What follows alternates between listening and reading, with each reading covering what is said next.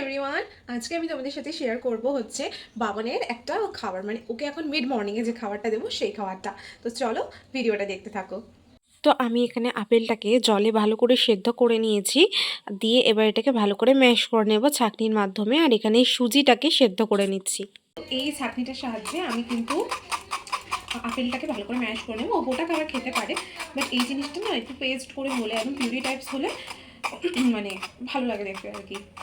আমার অ্যাপেলের কনসিস্টেন্সিটা ঠিক এরকমই এসছে, থিকনেসটা একদম পিউরি। এখন 11টা বাজে, তো এখন ওকে যদি আমি ফল আর একটা হেভি স্ন্যাক্স করে সেটা যদি আমি আলাদা করে দিতে চাই তাহলে কিন্তু লেট হয়ে যাবে লাঞ্চটা করতে। তো তার জন্য আমি কি করেছি, সুজি দেবো। সুজির পরিমাণটা অল্প দিয়েছি, আর এই আপেলের পরিমাণটা একটা গোটা আপেলের 4 ভাগের 3 ভাগ দিয়ে দিয়েছি আমি। তো সুজি মানে আপেলটা সেদ্ধর পর যে জলটা ছিল ওটাতেই আমি সুজিটা করে নিয়েছি। এবার মিক্স করে নেবো দুটোকে। এর মধ্যে খেজুর দিতে পারো, বাট আমার না আজকে খেজুরটা সকাল থেকে ভেজানো ছিল, আমি ভুলে গেছিলাম, তাই জন্য দিইনি। তাহলে আমি মাঝে মাঝে ওকে খেজুর দিয়েও এটা করে দিই। ব্যাস, ওর খাবার একদম রেডি। এবারে খাইয়ে দেবো।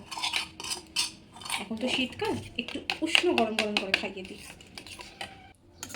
তো আমার সুজি দিয়ে আপেল দিয়ে যে পরিচটা রয়েছে বানানো কমপ্লিট।